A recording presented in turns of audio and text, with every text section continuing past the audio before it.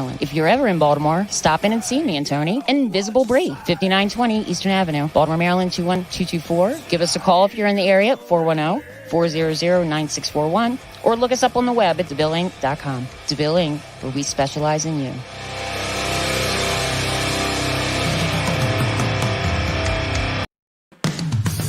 WLFE-DB.com, where our shows are your shows.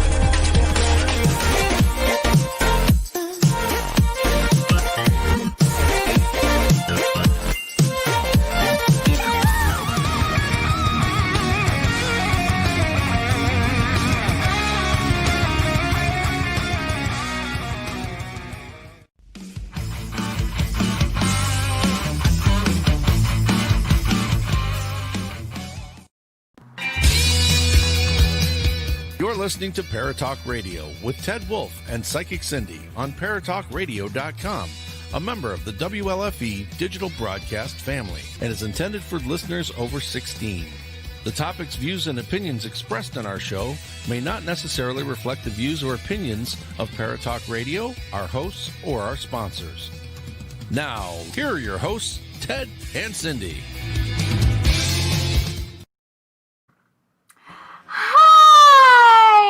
Everybody! That's how I like to start it out. Oh, this is going to be a fun show. What's that? There you go. I said this is going to be a fun show tonight. Oh my I'm really gosh, excited I'm about so this. excited about this show, Teddy. You know I am. Well, do you want to introduce them? Well, can I? Wait, do you want me to read? Go for it. Do you want me to read the thing? His whole bio thing? Yeah, if you'd like. I will! If you'd like. You've never introduced anyone, so I mean this will be fun for you after a couple. I think maybe once you had me read it, but. Well, you go for it. I'm gonna let you do it tonight. That'll be a lot of fun. All right. Okay. Look, I'm even ready and prepared. I have it right here. Again, what spirit is making me listen today? All right, I'm gonna take my glasses off. Okay. All right, Paul Goddard is our guest for the evening, and I am super duper excited, and you'll not understand why. Okay, so since a very young age, Paul has been fascinated in ghosts and the paranormal. After leaving school, he took media classes and media audio at college. He was interested in becoming a radio DJ and presenter, and did hospital and community radio as a volunteer. He also DJ'd in a few clubs and bars around the Gloucestershire. Did I say that right? Gloucestershire. Gloucestershire. Paul did a paranormal documentary for one of his community radio he worked for. He contacted a local paranormal group and arranged that they do an investigation at Café Rene, a local pub with a lot of paranormal activity. I want to go there. This was Paul's first introduction to paranormal investigation. Lyn Cinderey was one of the members of the paranormal group, and they became good friends. Apart from doing lots of investigations together, they also started Gloucestershire. Thank you. Gloucestershire. You can just hold your finger up and I'll fill in Gloucestershire when you want. Perfect. Gloucestershire Ghost Walks in 2006. After a year of doing the Ghost Walks, Paul left to take courses in NLP, which is Neuro-Linguistics Programming, and hypnotherapy. To complete all the courses, it took over 3 years, and by 2010, he was able to start his practice as an NLP and hypnotherapy coach. Part of Paul's therapy work involves using past life regressions. Ding, ding, ding. Why is Cindy so excited, everybody? His teachers for past life regression were Dr. Raymond Roberts and Maria Wheatley. Okay. Maria is a master dowser and was taught past life regressions by the late Dolores Cannon. Oh my gosh, all these things. Okay. A lot of Paul's past life regression work has, in recent years, been asked for by people who do not need it as a therapy, but who are curious and interested in the subject. Although, as a side effect of the regression, people have reported benefits of this session. What? There are benefits to past life regression work? What? Paul has also been interviewed by the local BBC radio station, paranormal YouTubers, and Facebook group, and of course, Paratalkradio. Absolutely. Which I'm most looking forward to as well. Yeah. This is fun. I'm something, so Paul, I mean, she's something. Itself, I'm something.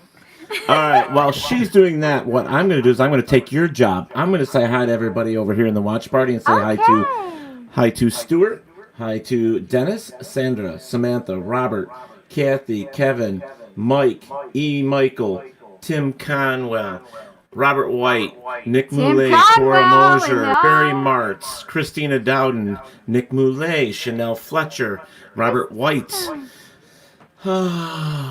and Christopher Aubrey, and Michelle Millens. I only have Facebook showing up. Oh, no, there is some. Well, I have WLFE, G.V.P.I, and then us. The Facebook has got an issue. When I first started the show, it said that there was something to do with the post, and so I'm not sure what it is, but we're going to get through this. Last Friday.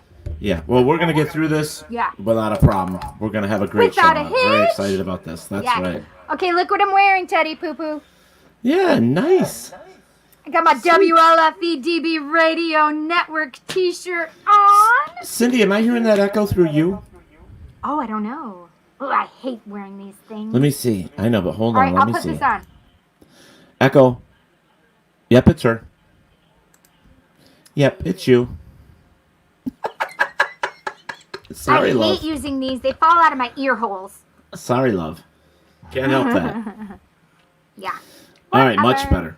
Much better. No echo. That's the way we need to do it. No. That's the way. We like it. That's the way. See what I mean? She's something. You know? Absolutely, yeah. I'm inviting you to every single party now, Cindy. Definitely. Yes! Oh my gosh. I will totally come over there. The energy. Fantastic. Now, do you want to tell, before we get into this, do you want to tell Paul what we want to do in London? Oh my God, we want to go touch buildings. Is that illegal? I mean, because if it is, we won't do it, but we still will. I'm sure it'll be okay. They're allowed for you. Yes, you can certainly touch buildings. You'll be fine with that. We just want to go and touch everything because it's so old over there, and there's energy and everything, and the buildings itself are just have to be amazing. And there's also a famous killer we want to go over, and yes, we do. We do want to go follow in Jack's footsteps. I mean, wait, we don't want to follow in his footsteps. I mean, we just want to follow where his footsteps were. Yes. See, Paul, now you know the energy that I have to deal with each time we have a show. Well, it's bringing me out. It's 1:00 in the morning here, so Cindy's energy is just lifting me up. So thank you, Cindy, for that. Well, see, that's awesome.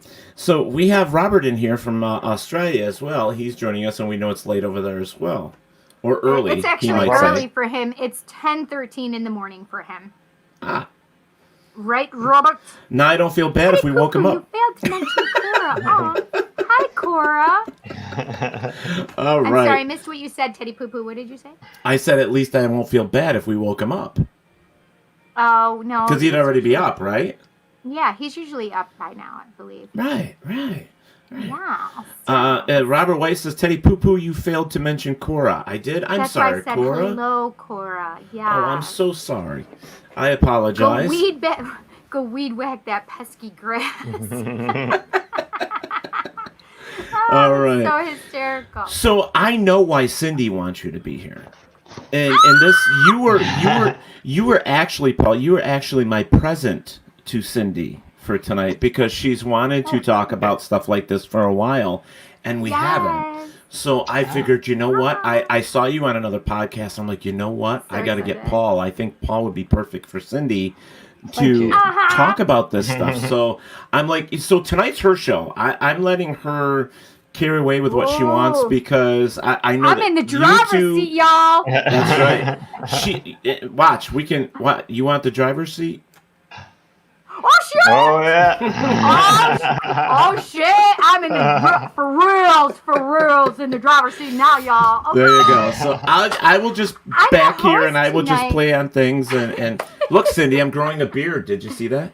Oh well, I couldn't see that at the beginning. Oh my God, you are. No, I like your little. That's what happens when you get old and over 50. You well, just my don't feel like beard shaving. usually is on my legs. All right, well, this is your show, so you better get to work here. Paul, I'm so excited that you're here, obviously. So, you and I have a lot in common. Not only I'm a psychic medium, I'm certain that you probably have at least empathic abilities because I can feel and sense it from you. I know that you can see things because Spirit's telling me right now, but also, we both do past life regression work. Brilliant. I have actually looked into NLP, and I was really contemplate getting certified in it myself.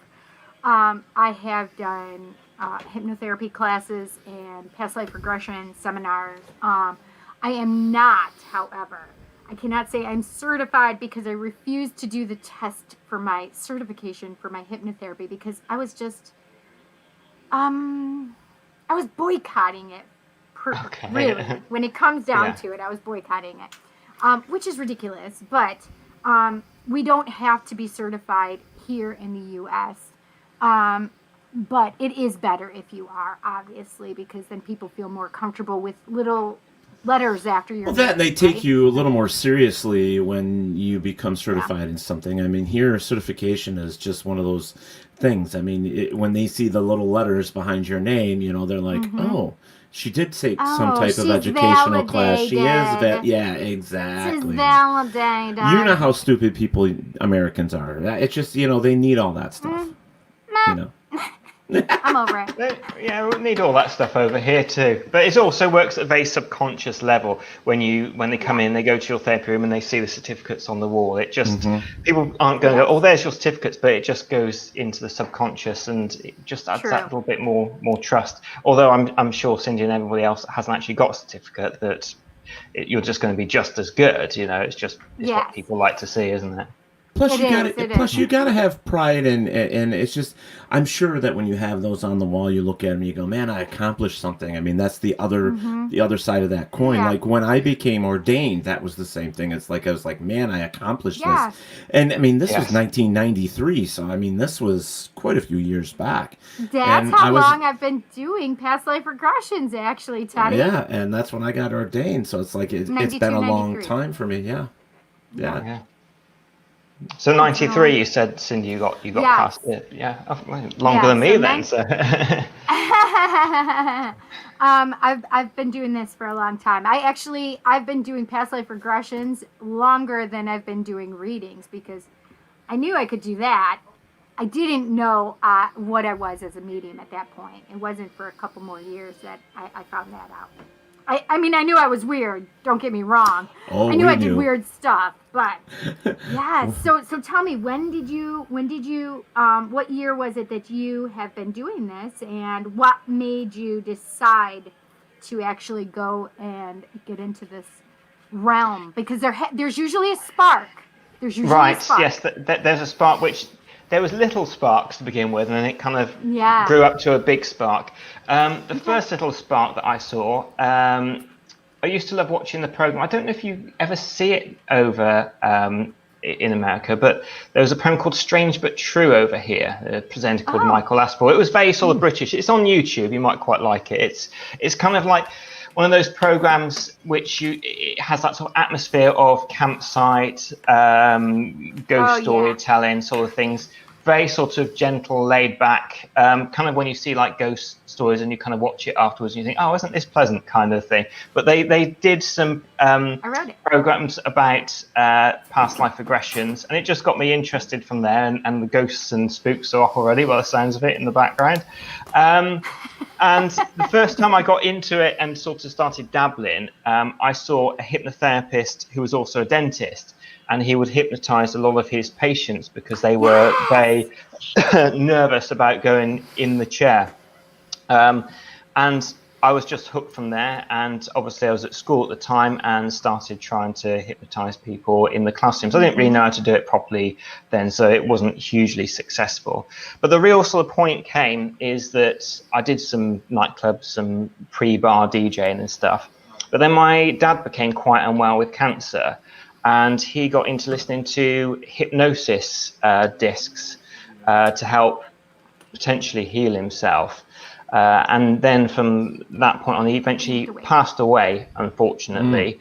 But he was always such a positive person, and he never got down during his conditions. And he was in the bed and he was unable to get out of the bed. But by using the hypnosis CDs that he was using, he actually managed to get some of his strength back, which had completely gone. Like he was able to sign his name and stuff, which he kind of completely lost. Unfortunately, it was a blood clot that killed him in the end. But I kind of thought to myself at that stage, well, it showed potential of maybe something was happening. And even if it didn't show the potential of something happening, he was just constantly happy, never stressed throughout. So I thought to myself, this is really what I want to be doing, because I love the DJ and I love doing particularly a nightclub and watching people dance, but it was always just happiness for a night.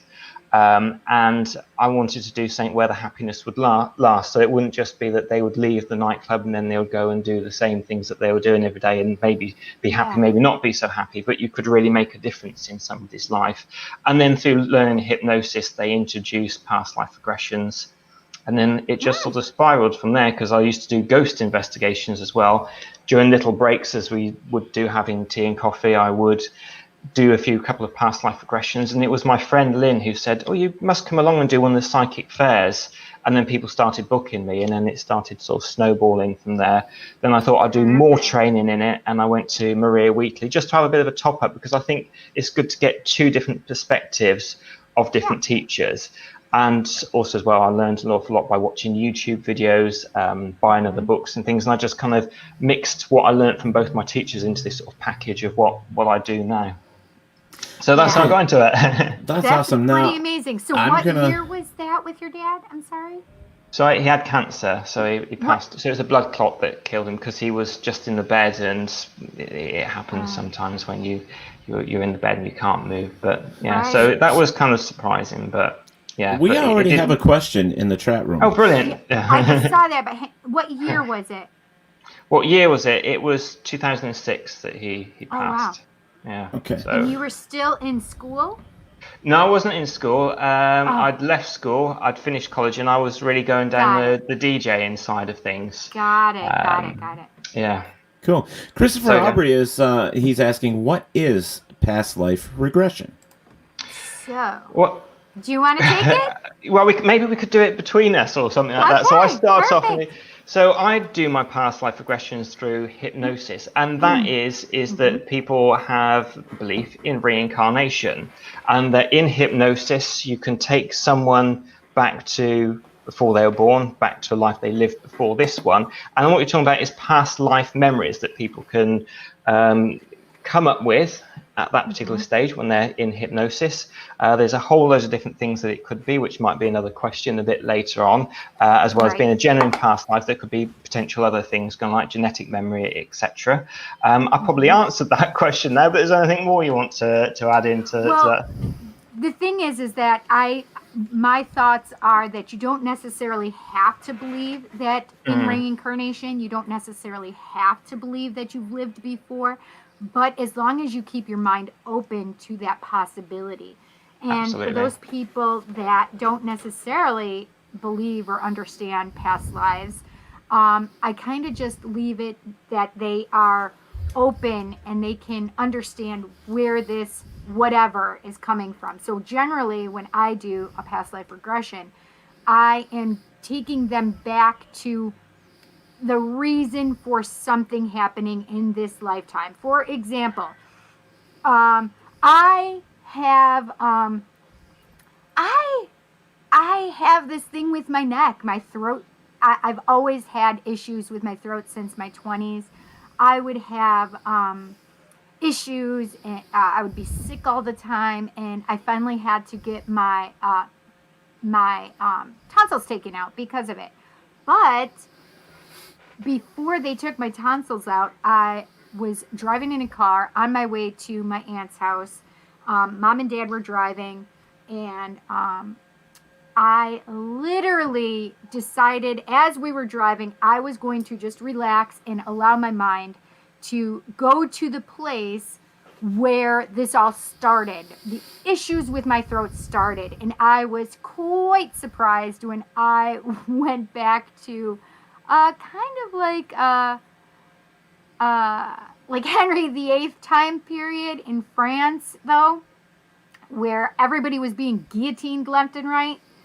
And I actually watched myself be guillotined because, unlike what they say in history books, and they would tell us that their heads were facing down and their head would plop in a basket, that is just not true, friends. That is not true. I had to watch the guillotine, and they literally cut my eyelids so I couldn't shut my eyes, and I had to watch myself be guillotined. So, fun history fact. So that was one of the many lessons that I've learned over the years. I took myself through self-hypnosis to a past life. That reminds me when you said about the tonsils. There's a young child, Edward Ostrom. This is going back to the 90s now, but he would often have trouble with his throat and referred to it as my shot, and his parents thought that he just referred to his throat as my shot because it hurt like being shot. However, they went to the doctors, and his father was a doctor as well, and they discovered that he had a cyst around his tonsils, and it could potentially turn cancerous later on. There was going to be 2 operations, one on one day, and then once he recovered, another operation. The first operation was to remove the tonsils only. The second operation was then to remove this cyst. However, when he came round after the anaesthetic, after the first operation, and this is for the tonsils only, he said a story saying, like, my name was James, I was 18 years old in France. We're walking through along the trees. My rifle is heavy, my feet are damp. And he was kind of coming up with the sort of misery that would have been in that situation. And he said, I heard a shot come from behind me. It hit me square in the back of the neck, and I felt my throat fill with blood. So that was quite a shocking thing for a mother to hear, particularly as only been watching programs like Sesame Street and things like that. And this was your brother? No, it wasn't. No, it's just a story. Edward Ostrom. It's not my brother. No. It's just a story, because I'm fascinated in children with spontaneous past lives. Yes, they're the children that just come out with it. They're like poems like Ghost Within Inside My Child, where a child, when they're kind of beginning to talk about the ages of 5, 6, 7, around that sort of age, they just talk about wanting to go back to their other parents, their other family. But anyway, this child, Edward, the cyst just completely disappeared after relating that story. So just by releasing that memory and just going through it, and how many times in this life have we had things that we hang on to so much that it holds us back, with other things. So so one of the things, the thing that sparked me, I was in philosophy class at college, and I was older because I already had my daughter. I didn't start college until 1992, and my daughter was a year old, and it was 1993, so I was a year into college. I was in philosophy, Doc Talbot's philosophy class, and I had never heard of reincarnation. I never heard of past lives, and he actually started talking about a book that he was reading, which was Dr. Brian Weiss's Many Lives, Many Masters. And it was fascinating to me. And it was the most amazing thing I'd ever heard. And the weird, crazy stuff started occurring. So I just always had weird stuff. Like, I just knew stuff that I shouldn't know, but I didn't know what I did. Well, my daughter, after that class, like by the end of 93, going into even 94, my daughter, 2-3 years old, when she was tired, she would start talking about her old family. And I was like, your old family? She's like, yeah, my old dad. And I'm like, oh, your old dad. Well, she started doing this with her father. And she's like, what are you telling her old dad? I'm like, just listen to her stories. Just be quiet and listen to her stories. So instead, I would just say, tell me, Jessica, tell me about your old dad. And she'd tell me about her old dad. And I said, okay, where did you live, Jessica? She said, the old country. We don't use words like the old country. We're not from Europe. We don't say the old country. I'm not Italian. I would never say old country, right? That's like an Italian thing to do. And so Jessica, I said, oh yeah, Jess. I said, well, tell me. She's like, well, I miss my twins. I'm like, your twins? She says, yes, my twins. I said, you had twins? She said, yes. I said, well, did you have more children than just the twins? She said, oh, yes, I had 5 children. You had 5 children? She said, yes. I said, well, what did you do? She said, I used to hang the lines. My child was 2-3 years old. She didn't know what hang the lines were. She didn't know what the old country was. But here my child is talking about having 5 children. She understood the concept of having children. She understood the idea of where she lived at the time, and she also knew what she did for a living. These are not things that you could just, and it was only when she was getting super tired that she would start talking about her old kids. And so I listened to this for a while, and it utterly amazed me because in doing these studies, we know that children will stop spontaneously remembering about the age of 5 when the veil of humanity starts dropping and becoming heavier, right? Before the age of 5, it's they still remember a lot of things from spirit, and they don't necessarily have that gauge of here and there, right? So that was one of the things that and I understood exactly what she was doing, and it just was amazing to me. The next thing, I think, when she was about 4 years old, me coming downstairs, and she's screaming in hysterics. Like, when I say screaming in hysterics, like, ah! Ah! Like, jumping up and down, screaming. And I'm like, Jessica, what's wrong? What is wrong? She's like, do you see who this is? I'm looking at the TV, and I'm freaking out right at the moment. Like, yes, I know who this is, but do you know who this is? She's like, ah, it's Elvis! Yeah. Screaming hysterically like a swooning teen at an old black and white picture of Elvis. My daughter had no idea who Elvis was. I learned that day that she knew who Elvis was. What's really great to hear is that you actually encouraged her to tell her story, because the shame what you hear so often is children come up with these things and it's like, oh, don't be silly, or you know, don't mention that. Yep. Even those that slightly more encourage it, they kind of don't kind of really talk about it. And I think it's a shame that people don't write these things down or record it. I mean, everybody's got mobile phones now, so you should be able to record it, because, you know, because I said, well, she said something about living in Australia and somebody called Mr. No, I can't quite remember now. And it's like, oh. Exactly. she never gave me names, but I was blown away that Jessica was one of those case studies that I had read about, right? My daughter was spontaneously remembering, and I'm like, oh, I want to know about this life that she's talking about.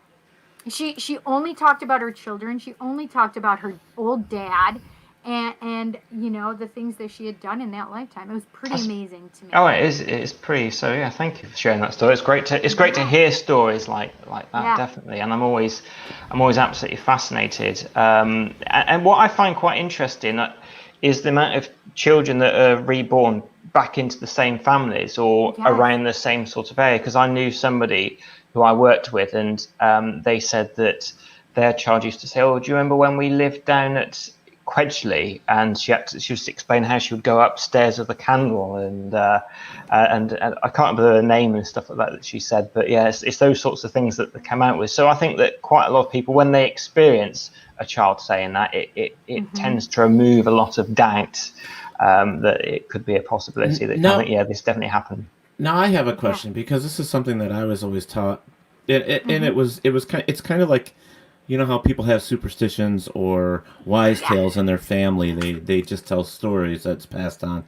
Like birthmarks. We were always told that birthmarks were a sign of something from the past. Like it could have been where you were shot or stabbed or burnt. I'm going to start declothing for you guys.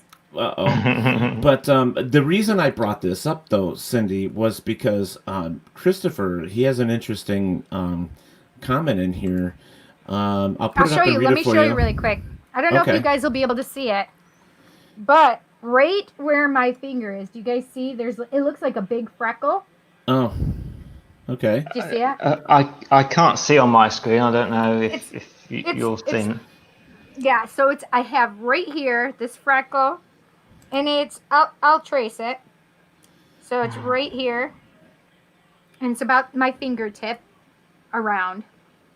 I have little fingers, but so where this is, on my back is the exit wound, and on my daughter's father, he has the exact same thing in the exact same place on his body.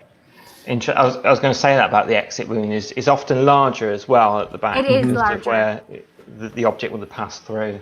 Okay, so let's get back to Christopher here. He says, I would one day want to know why I was born with my left hand missing. Like I believe that something happened in my past life. Thank you guys for clearing that up. Now, is that a possibility? Absolutely. Yes, there was a story of a child from India that was born without fingers on one of his hands, and he had memories of having them chopped off in a fodder chopping machine, and because he couldn't get to medication in time, he basically bled to death. But when he was reincarnated in a neighbouring village, he was able to talk about his family, his brother, his mum. And this is Dr. Ian Stevenson, who probably I'll talk about later, one of his cases.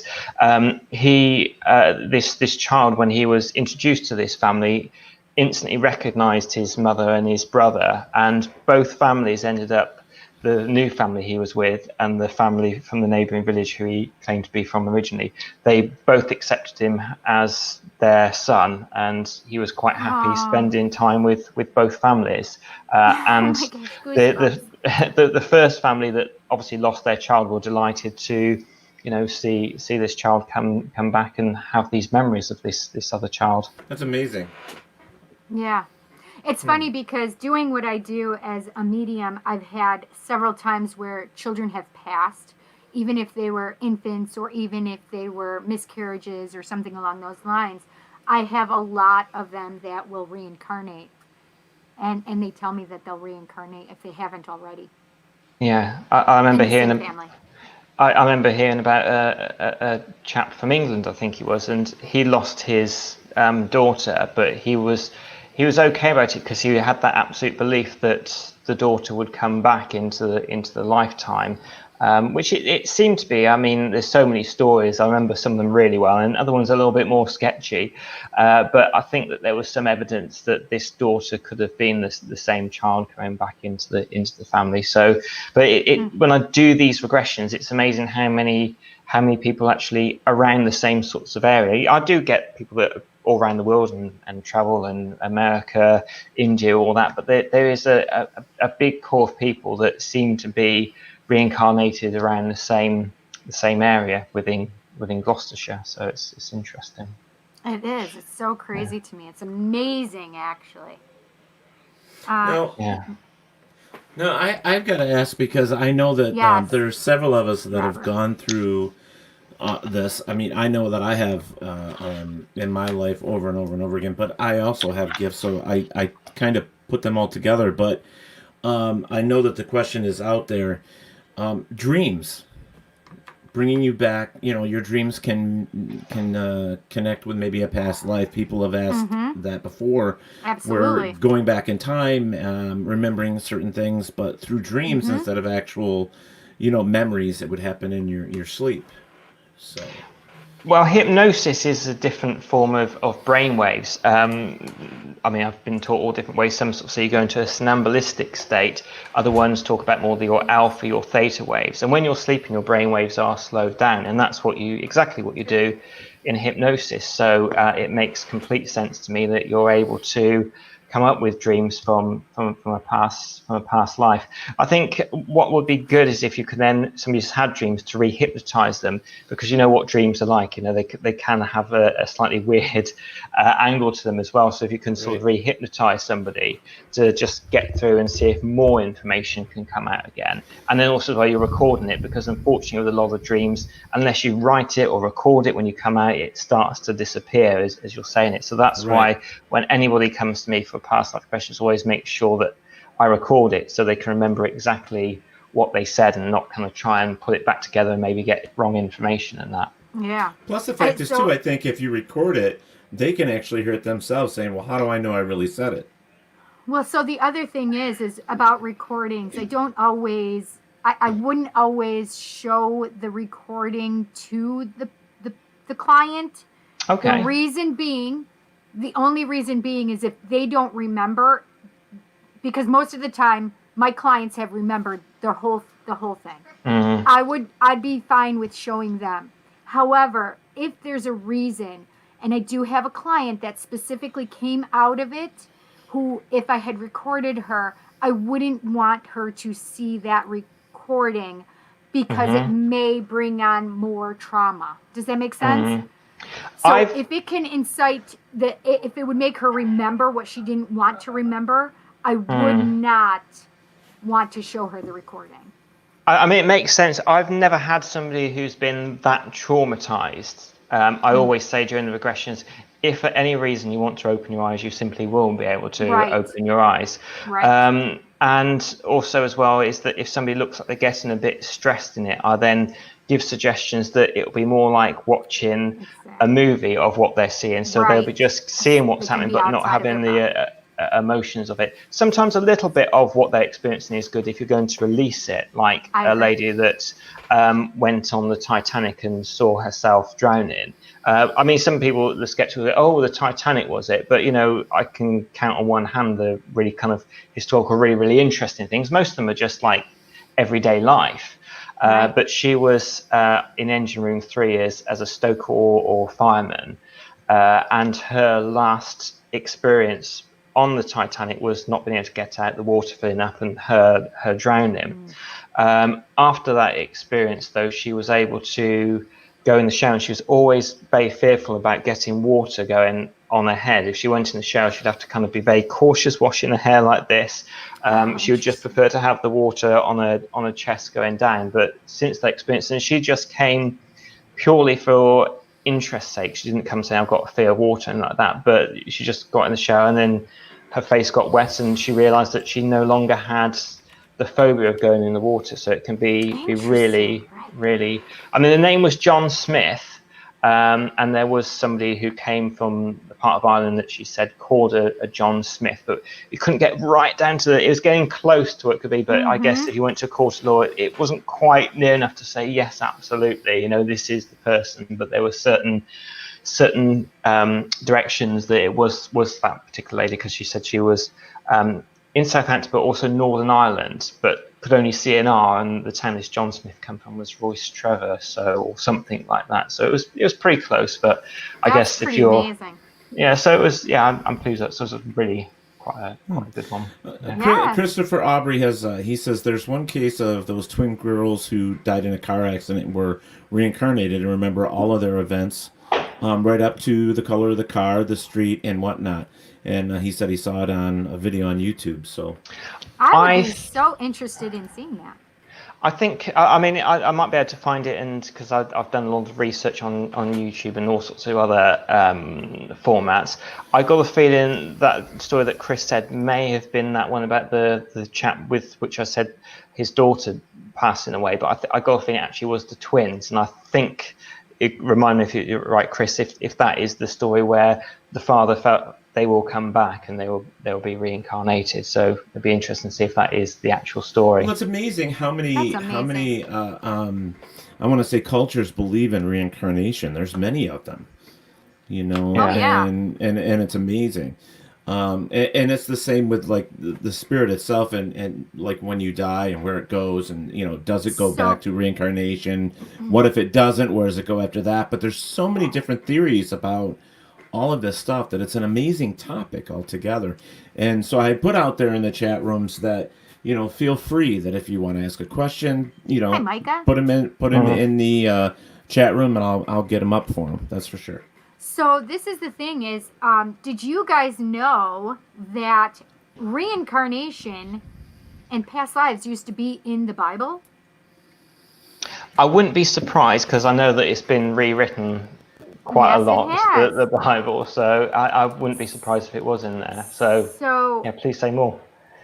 Constantinople in that time frame is when the emperor of that time, Constantinople, decided he didn't want his people knowing and believing that he could come back, or they could come back. They could be as bad as they wanted in this lifetime. They could come back as somebody else. He didn't want them believing that or knowing that. So he tried to take as much of it out of the Bible as possible. However, there are a few things that are still in there. For example, there's and I wish I still had my notes from back in the day, but my gosh, that's 20 plus years ago. Okay. It's the part that comes up is, oh my gosh, why can't I think of his name now? Listen. Oh my gosh. Well, Chanel put in here, Shirley MacLaine totally blew up the past life regression or reincarnation back in the early 90s. She did. I can remember, it was after, maybe right before. It was, I don't know, but I actually have my grandma's book that she had of Shirley MacLaine and reincarnation. It was pretty amazing. That there was a Hollywood person coming out talking about it. We actually thought she was cuckoo, a lot of us, until I understood it more as I grew up. Right, I was a kid. What is his name? Oh my gosh, it's gonna drive me crazy. Moses. Thank you, Spirit. I appreciate it. So there's part in the Bible and in the New Testament, if I'm not mistaken, where it states that you know him as this, but once upon a time you knew him as Moses. And it really talks specifically about this person being that person once upon a time. I'm going to look that up now for sure. Yeah, it's pretty cool. There was a few different passages. I'm sure that some of those passages and references were different. I mean, there are so many different versions of the Bible out there that, you know what we think about the Bible in some sense. I mean, I know that I do, that it's a great story. And there's a lot of things out there. And it was written so that you could take what fits you, and then pass it on or whatever. And, there's a lot of people out there that hate the Bible as well. But, you have to keep, as like everything, it's information. You keep it, next to you. You keep it there on the shelf so that if you need to reference something, it's there. Like for myself, I never throw out a book that has, nonfiction or to believe to be nonfiction information. I like to keep it there as a reference. Even though I'm not Catholic or anything like that, I still like to have it. Yeah. I'm sure I probably still have all that information. Probably in my parents' house still. So, all right. So, I guess for myself, I'm very interested in finding out. I mean, what was the whole reason you got into this, other than just you said it was just like a phase or something? You just got really it just clicked someday, and you just said, "Hey, I wanted to get into this." I've always had interest, and it was something where I wanted to do all sorts of different things with my life. Like one point, I wanted to be a professional snooker player. When you can't often get a break over 15, it's not actually going to be happening for you. Right. I understand. I do understand. But the hypnosis was definitely always there, and I think that I did have a bit of success and some luck with the nightclub DJing. It was really the trigger point was my dad's, and when he was unwell, just seeing just a wonderful attitude, because I often think to myself, if ever I was going through what he was, would I be as brave? And that he would go and listen to them, enjoy listening to the hypnosis discs. Right. I thought this really is what I want to do, and it was just like a light bulb going on, like that real moment. This is what I want to be doing with my life, and it's not changed since. That's awesome. It's kind of amazing. Kind of weird that we're talking about that, like with the hypnosis tapes and stuff. I remember as a child that was something that was marketed here in the U.S. a lot, where if you wanted to quit smoking, if you wanted to lose weight, if you wanted to do this or do that, you could buy these hypnosis cassette tapes and put them in a cassette player and listen to them while you fell asleep. And it was supposed to like be hypnosis. And I think people are still doing it, but in a different sense. They see a hypnotherapist to go and try to stop smoking and to stop eating and to stop doing this and doing that. I myself, I did a little bit of research myself in the past. I was always interested in parapsychology, but in different fields of psychic abilities, with everything from your telekinesis, psychokinesis, just all of that stuff. And hypnotherapy was a part of that. There was actually a section where you would learn about that as well. And it's funny how all of this kind of is like a spider web. It all webs together. I mean, right from your Eastern philosophies to acupuncture and, chakras and all this stuff. There's just so much in all of this. If you were to lay them all down on a table, it's like a puzzle, how they all connect. It's really amazing. And at one time, I wanted to be a parapsychologist. I wanted to go through all the training and do that. But unfortunately, here in the States, at that time of growing up in the 80s, there wasn't a lot of that available. And unless you went to college, became a psychologist major, I think it was 8 or 12 years at that time. And then, all this stuff. You could take jobs on the side to get the information. You could go work with certain people. But today, it's like you could just get on the internet and you can get a freaking certification, instantly. But without the knowledge, which is kind of sad, but I don't know. I just think information and topics such as this is very, very interesting, especially coming from somebody like I'm going to be 54, and it's something that I've always been into: the past life regression, the hypnotherapy, the dreams. The whole thing's like that. It's always been a part of my life, right from day one, when I had an experience with my grandmother. Now, Cindy, this experience that when my grandmother passed, and it's like sort of, it's a little different than yours, but when my grandmother, I was sleeping in upstairs, and she came to me, kissed me goodnight, and she had passed the afternoon before. So it's like I had no idea. So right from that start at 7 years old is when I got into this really heavy, So, it seems like personal experiences are why most of us get into these things, to these fields. It's usually something very touching, something very personal. Well, I'm a big fan. It's going to be off track here, but Joseph Campbell's The Hero's Journey. And excellent. And that always starts with a call in. Myth to live by. Yeah, absolutely. And I think that's it. You get a call in, and you just know that it's right. And also as well, when I first had this, like I got like maybe a call in before my dad became ill, and there's always like the refusal to the call as well. But eventually, just enough stuff happens, and you think, right, okay, I'm going to have to take this leap of faith now, because it's easy to go and just be somebody who would just work 9 to 5 and not push themselves or do anything. And then I took the risk then of going, right, I'm just going to do my hypnosis, the past life regression, the NLP, just full time and nothing else. So, and that was again another leap of faith. But I'm so grateful that I decided to go ahead and do that. That's amazing. Christopher put up here. He says, "Have you ever heard of the hypnotherapist Ken Whitner? Whitner? I haven't heard of him, but I'm really grateful to you, Chris, because that's now another name to look up. He might be somebody that I would look up and go, oh yes, that fellow. Apparently that gentleman had changed his mind about hypnosis, so that's interesting. Yeah, I saw that. Yeah, that's very cool. And what was it? Ken Whitner, right? Yes. I'm writing it down too. Here's one from Chanel. She says, I don't like being a man in my past lives. Men have no free will after they are 6 or 7. They are forced to be the dominant and masculine person. Well, I know specifically that I came into this lifetime, so I would be okay with being in a relationship with a man. Because I was a man in a past life, and I loved a man.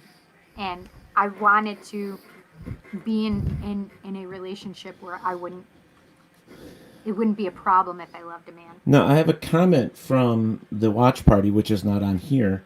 And incidentally, it's my sister.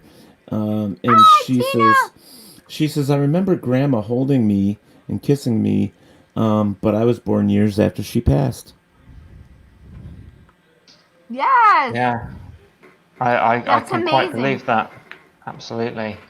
And I had a dream that my dad came to see me not long after he passed, and it was one of those dreams where you really felt like, because he came and gave me a hug. And funny enough, when I saw him, he was back in the time when about his 40s. So when I was quite young, at that stage he had a moustache. And I actually remember feeling the bristles of it as he kind of, hugged me, and his head was there on the neck, and just could actually, as I came round from the sleep, I actually felt the bristles there as well. So yeah, absolutely, what happened with that grandma? Yeah, definitely, I can. Now I have to ask, because of sitting on the skeptical line here a little bit. Now, what makes us now? Why couldn't what we're experiencing, say, like my sister or you did with your father? Even with me with my grandmother, what's the possibility that just be something because we wanted it so bad that we made it up? That we wanted to believe it so bad because that it's something that happened. Things, the physical memories of it. I would say that's probably one of the things that would be. You can't just make up the actual physical feelings that you have, that you receive, and the same thing is true during past life regressions. Or going through spontaneously a past life. It's a tactile thing. You can feel everything going on around you. So you mean like when Paul was saying that he was feeling his father's whiskers and stuff like that? Yes, because you can literally feel it on your skin. You can feel it. So one of the past lives that I took myself back to in regard to my throat on a different occasion was when I was a slave, and I was beautiful, by the way, just so you guys know and understand. I think they all say that. No, listen, shiz. Anyway, because I could just spout out and say I was hot when I was in my past life. Listen, I was young, I was muscular, I was strong, and I know that I had never been with a woman before, and I could feel literally on my skin the burlap of my pants that only went to under my knees, and I could feel the rope that kept rubbing against my stomach that I used as a belt, and that's all I had on.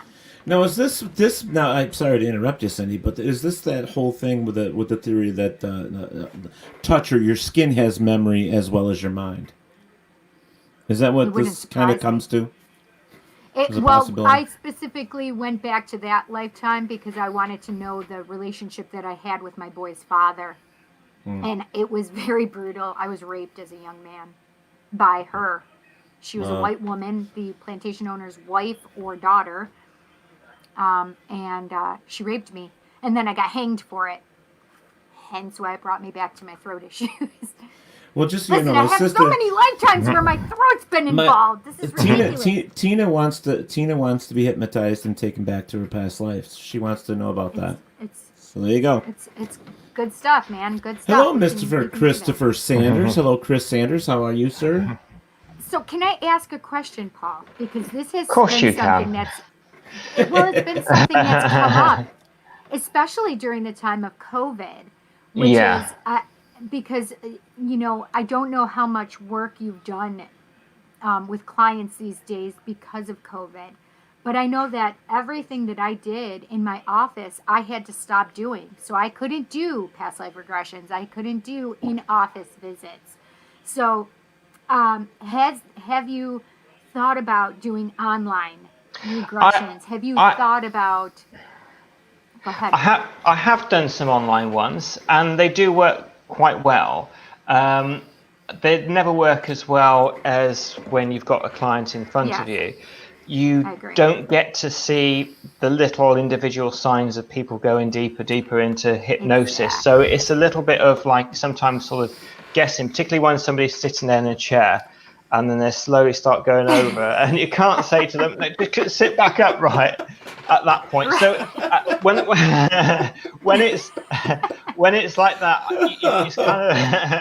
it's kind of a little bit like when you're recording a CD. So I would do a bit longer induction than usual just to make sure that they're in it. But so far, every Skype one has actually worked. So I was quite surprised because I thought, no, it won't work over Skype or Zoom. But no, it works well. I'm very visual, so when he was saying that, Cindy, I'm very visual. So when he was saying that, I heard thump. I heard people falling on the floor. You know what I mean? And it's just like, oh my god! Hysterical. I'm a physical. I love physical comedy. So it's like, it's one of those things. And I do want to answer Tina. Yes, Paul does. My sister asked if you did past life regressions, and I'm like, yes. That's why we're talking. That's what you get for being late. Yeah, Tina. Well, but no, it's been one of the things that I've been, I wanted to try it because of this, but it made me just nervous because I can't see the eye movement. I can't see the breathing. I can't see the muscles, right? And these are all the things that we look for depth of hypnosis, the things that we really look for to make sure. And the other thing is if I want them to go deeper, a lot of times I will just put my hand on their shoulder or on their forehead. And we don't have that capability because, like, again, touch does have that reach deeper, right? Yeah, absolutely. I've been treating it more like when I do a talk, because when I give a talk, I talk about some of the children with spontaneous past lives, but also have a couple of volunteers, but I also do a group session. So, and that can be quite effective as well, the group session. So I treat it slightly more like a group session, so they're all being hypnotized, a group one. But you do get to see the signs, but the trouble with the internet is that it's always a second and a half behind, just a little bit. Yes, so that, sometimes if you're using Milton Erickson type hypnosis and really looking at the different stages, as you see them relax, you say, that's right, as they drift deeper and deeper. You might not be quite saying at the right point, but yeah, I was pretty surprised and also delighted with how well it actually works. So yeah, I'll definitely give it a go. And it was Tim from Ghosted. I got to do a past life regression with him, and another time I did a past life regression with him. Ghosted. That's awesome. Yeah, we just had oh, what was her name? We had the one lady on the show from Ghosted here. I can't even remember her name now. Oh. God, I can't remember. Never mind. It'll come to me. Who was it that you had done from Ghosted? Well, it's Ghosted UK, so it's Tim. The gentleman was hit. So it was Ghosted UK. Okay, sorry. Yeah, not Ghosted, not the other mistake. one. Yeah, absolutely. Okay. No, well, it was my mistake as well because I didn't put the UK at the end. No, that's okay. My mistake too, because I just assumed. And then another time, there's another volunteer, and I did it with her on, and it was quite a long induction, that one, because they were taking longer. So I'd say be prepared when you do the Zoom ones that you might have to do a longer induction than you're used to. But it worked okay. Yeah, I was pleased, and I make sure I spend a lot of time with them after to make sure that everything was okay and they're fully out and they're fully happy. And I do the healing session with them if they feel they need healing from the past life as well. Perfect. I love that so much. It's good to hear because I actually have one of my friends on standby. I'm like, okay, when I'm going to do this. And she's like, okay, well, let's get together and do this. We just haven't, our schedules haven't cooperated at the moment. But yeah, so it's good to know that I have somebody that I can reference that it's worked for. So good. It helps. I mean, most of them don't have a mic, but it helps if they've got a mic because if you get near their mouth, then you can tell them. Yes, because they do. They do talk very soft. A lot of times they do talk quite softly. Yeah. That makes perfect sense to me. Oh, so there was something I wanted to say, which was, Robert, it would be rather concerning if the Skype went out midway through a hypnosis. Well, if something happened like that, we make sure that we put in that safeguards. Yes, like if anything happened, that you will return to your normal state with full functioning. Nothing is inhibited. Everything is okay. So they can at any time bring themselves out of it. Or if anything happens, they will just feel as though they've slept for a full 8 hours and bring themselves out of it.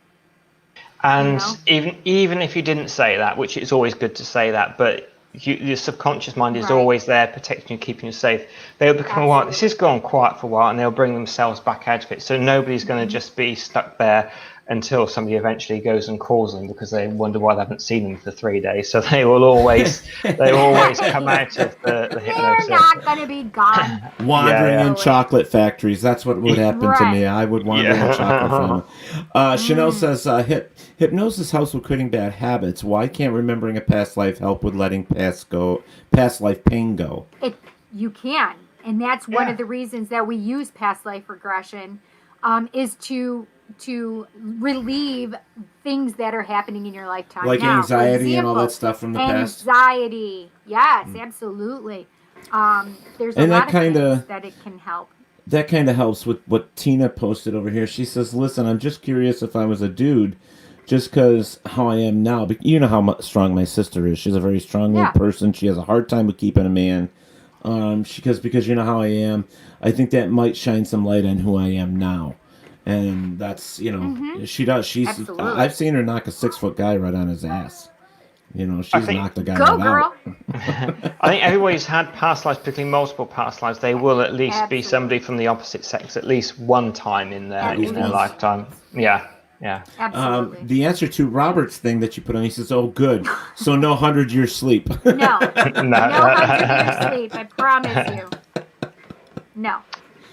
And nobody can get stuck in hypnosis. You sometimes hear what sounds like people getting hypnosis, but what it is because they've gone to such a deep state. And something which sounds more frightening than it is, it's something called the Esdale's coma state you can put people into.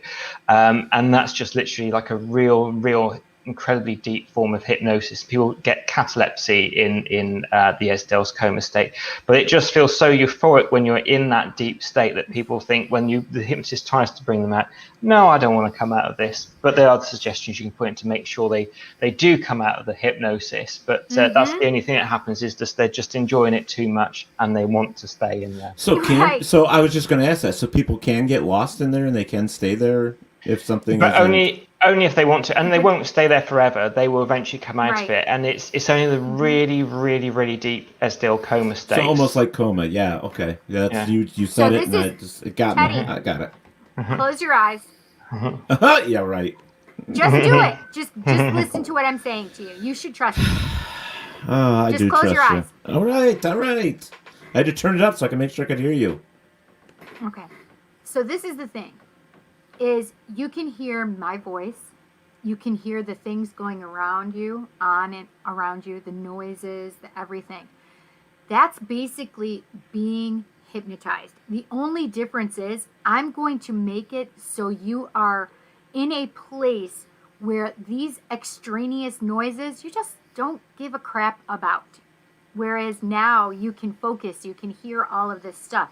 The only difference is that you still have full control over your body. The only difference is you just don't care about those other things. So you're going to listen to me and you're going to enjoy that place because it is like an amazing sleep that you've had, and it's the most restful sleep. And not only that, a lot of people get so scared and nervous about hypnosis because they think I'm going to turn them into a chicken, or they think I'm going to make them a murderer.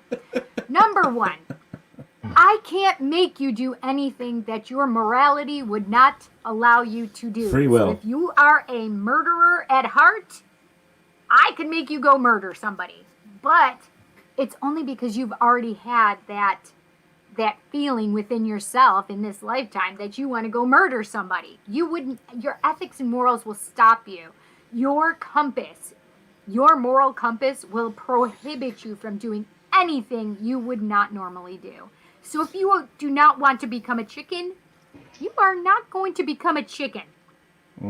Well, although it would be just for fun, and your mind is much more willing and able to go along with. When I do meditations, like group meditation and stuff, so it's pretty much the same scenario, except you're going deeper down and stuff like that. But I have to come back and yes, Robert, I had to turn it up, and then Chanel put in here. You know how these guys get. I would indeed. Hell, I'd pay to see you in peanut butter, Robert. I don't know, but all these people are starting. They're having a little fun. I would pay me to see me in Chanel. I don't want to go there because I have no idea what exactly you're talking about. Macadamia, almond, cashews. To see me in Chanel?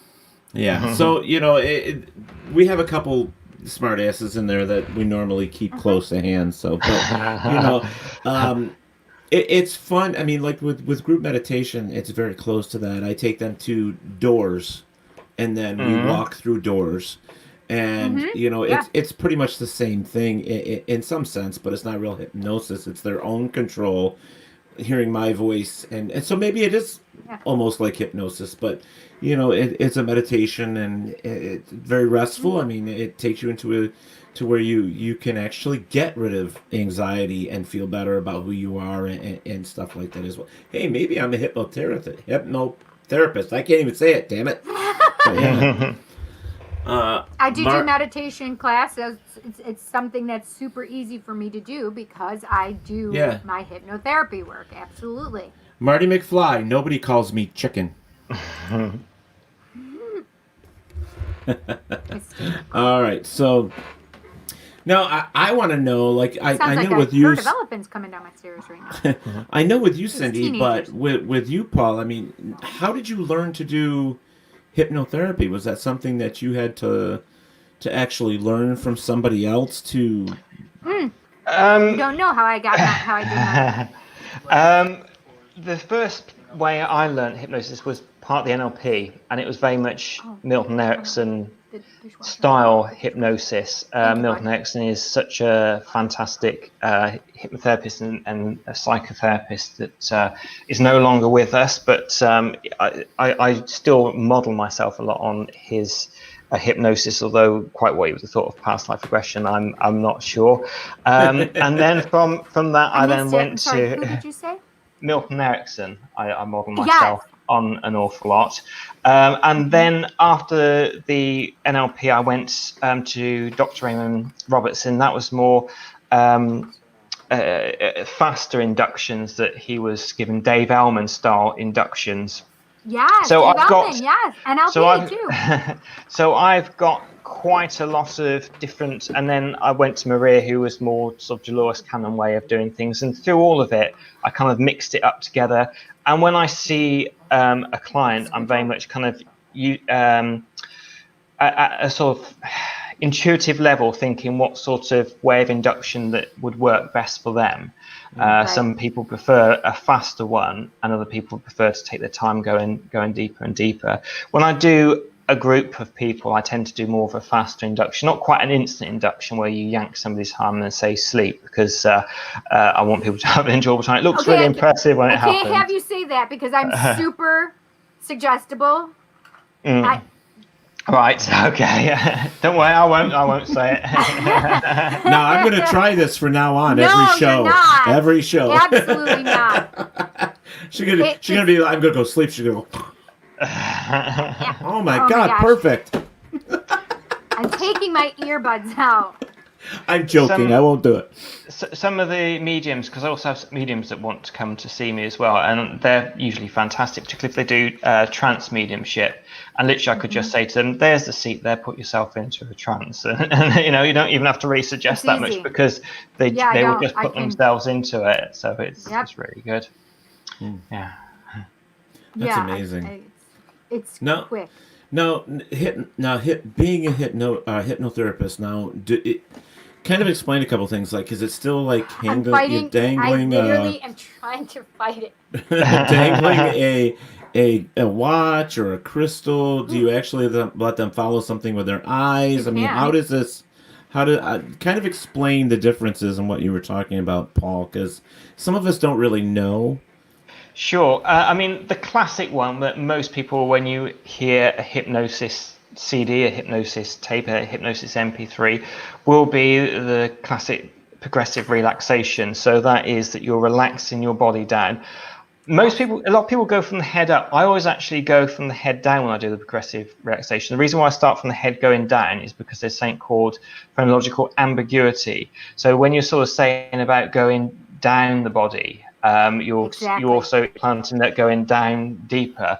So you often have people visualizing during the progressive relaxation. So on the beach, if they walk on the beach, I always make sure they're walking down the beach and never walk up the beach. As they're watching the sunset, it goes down down the stairs. Yeah, the sun's going down and it's going to deeper red. You just start throwing in those suggestions.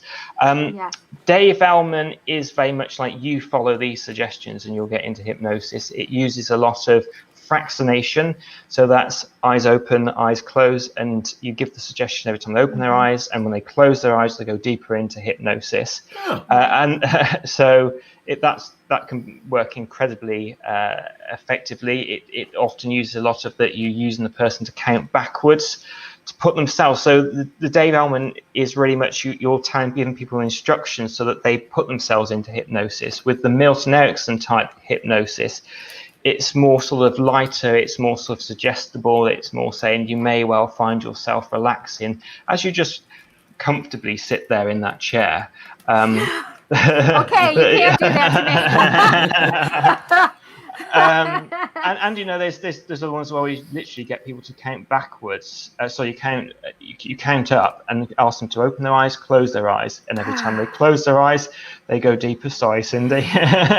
And it will you just take them deeper and deeper that way. And you'll say to the point is when you get to that right stage, your eyes will just remain closed. So there's whole sorts of different ways, and it's great. When I have people in front of an audience, I don't have to necessarily do the same one each time. In fact, I like to just mix it up to keep it interesting, because if you're doing a live and you're doing 3 different people, if you're doing the same induction every single time, it can get a little bit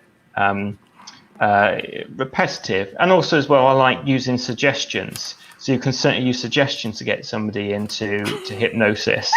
Are you going there? I have to keep taking them out because I'm super suggestible.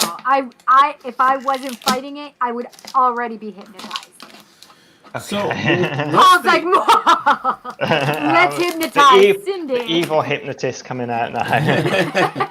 So now, what is the percentage, if that's possible, or the possibilities of somebody with this hypnosis that they do go into it fine, but they come out of it totally different than I mean? Something bad happening, or they would usually come out of it. If it was that bad, they would usually come out of it themselves, from my experience. otherwise, you take them out of their body, or you make it so it's they're experiencing it less. Are you playing with plastic, Teddy? Yes. It's super loud. Sorry. Yes, people will. I've never had anybody that's felt bad after a hypnosis session. They always feel great, whatever they've experienced. People always have a fear of what they're going to come up with, but everybody's absolutely fine. And quite often you can have them go to a safe place. So either, as Cindy said, they will come out of it. You can also give a safe place, so if they feel uncomfortable, you can take them back to that. But often when I do a hypnosis, the very first thing that I will do when I do a past life question is say, I go to your happiest memory. And then you make sure they really visualize that first. So if they're doing something you can tell getting too upset, particularly if it's done for the entertainment in front of people, past life regression, I'll just click my fingers and tell them to go instantly back to that happy memory, and you just suddenly see their face lighten, and then you start saying, so tell me more about that time. Tell me more about the time when you're in that garden, then that lovely garden, and then they're okay with it. And then you can go forward afterwards, but be a bit more cautious and say what you will experience will just be like a videotape. Then we fast forward all the way around. You experience none of the negative emotions, and everybody's completely fine. Now this kind of makes me think, and I don't know how much of a possibility this is, and I don't know why it just popped in my head, but we continuously talk about how on this show, because it's Paratalk Radio, how we talk about in real life, like if you're a jerk in real life and then you die, you're sometimes a jerk in death as well. Now, how does what's the possibility of something like hypnosis carrying over into the ghost realm? I mean, as in, like, I know it's weird to say, and this is probably stretching, but it's like if we know that there's say a spirit in the house or whatever, is there a way to?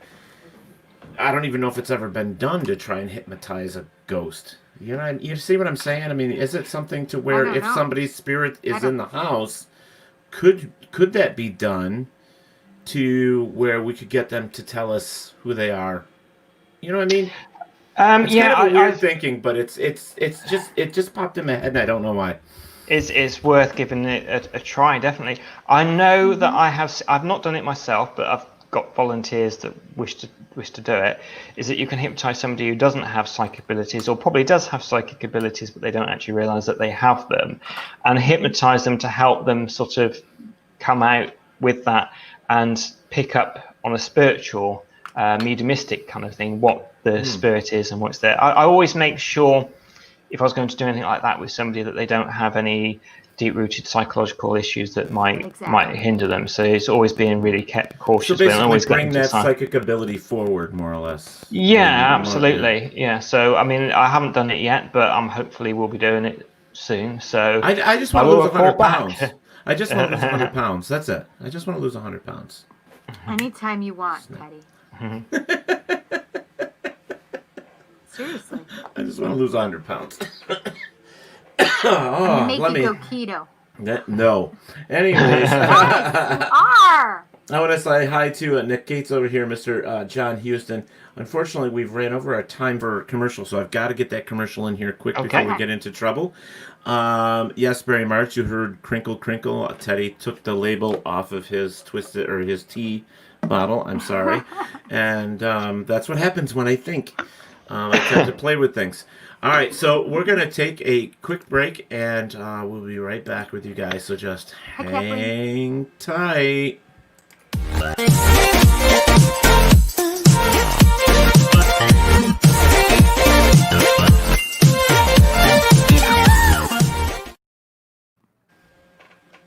Oops.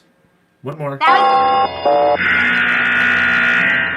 Station 51, engine 27, engine 32, truck 105, structure fire, 1700 Lakeview, 1700 Lakeview, Cross Street, Gardner, time 1632.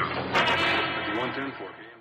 Hello, folks. This is Ted from Talk with Teddy. Tomorrow night, the 15th, we're going to be talking with some firemen about being a fireman. We're also going to be talking about volunteer services versus being a paid fireman. So we're going to find out about the education, what it takes to be a fireman, and why volunteer service is low why people aren't volunteering anymore, and what their ideas of that reason is. So please tune in tomorrow night at 10 o'clock right here on WLFE-DB.com or Facebook.com/TalkWithTeddyNY or Facebook.com/WLFE-DB Radio.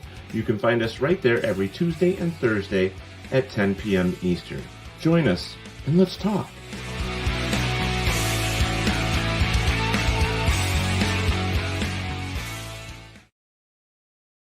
Okay, so we are back, and Cindy and I are talking with Mr. Paul Goddard, and he is a hypnotherapist and a past life regressionist as well.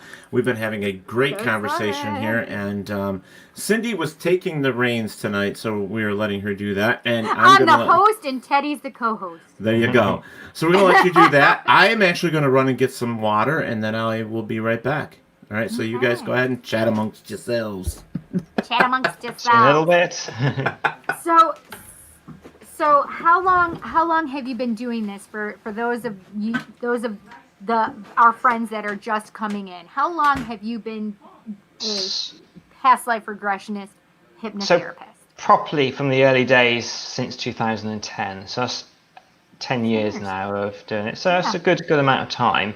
And I think that as you go on, you start to learn how to do things better, and you get more confident as well. Not you sort of doing anything you're not confident, but you just relax, and and I've noticed that the success rate of getting people into a past life regression is pretty much near 100% now, whereas going back a few years, I'd say about 95% of the time, which is still pretty good, but it's more near 100. I haven't had one with it, hasn't had one for quite some time. So I think as well that I've got them to do visualization exercises as well just before doing the past life regression. And the reason I do that, because people think I'm going to close my eyes and it's going to be like I'm back in the past, where you actually relive in memories. So it's getting people to know that it'll be like when you relive one of your favorite holidays or something like that. That's how you're going to be seeing the visualizations come to you. Although occasionally you probably had it yourself. Some people do get more vivid regressions and things. I've even had some where they only have feelings, like they can't see anything, they just feel, and that's something about how we even have our psychic perceptions as well. We don't always see, we don't always hear, sometimes we just feel or sense what is going on, and you have to be able to understand that distinction for them. Yeah. And occasionally you get people who just hear as well. So in the past life regression, because they all have different senses. But some people have the full thing. They have taste, smell, which is absolutely.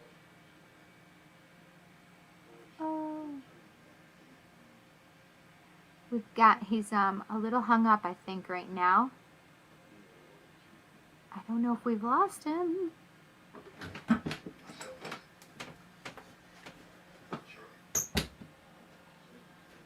Teddy's coming back into the room, but Paul is frozen a little bit here. Hi. Paul's frozen. He just froze a moment ago. So I was froze. Yeah, so he may have to go out and come back. Yeah, he may have to go out and come back in. Yeah, I don't know if he can hear us, though. Oh, maybe he did hear us. Okay, so hopefully... Oh, there you are, Cindy. I'm sorry. Hopefully he will. Yeah. Let's see. Eric Harrison. Hello, Eric. Yes, yes. So all my friends, hello. Yes. Yes, hopefully he will pop back in here. He did freeze. Yes, so I am loving this so much, Teddy. Thank you so much. This is a lot of fun to me. I don't know, how do you guys feel about this so far? Like, I'm back. Hey, he's back. I just don't know what happened there. It just suddenly completely and utterly failed on me. So I hope that isn't... Maybe I shouldn't say that. No, don't say that. It was all the hypnosis talk. Yeah, absolutely. We made them we made the internet completely at our disposal, right? Christopher says, I gotta go, my friends. This was a great topic by Cindy, by Teddy, and by Paul. Bye, Christopher. It was nice. Y'all have Thanks so much. Have a good night. Thank you. Thank you. Awesome. Barry has a question, actually. I want to see what he says. It says, question. I have had a past life session done to me a couple years ago, and it wasn't past life regression. What would they call this type of session if it isn't the regression type? I mean, it could just be regression. Was it in this lifetime he went back to?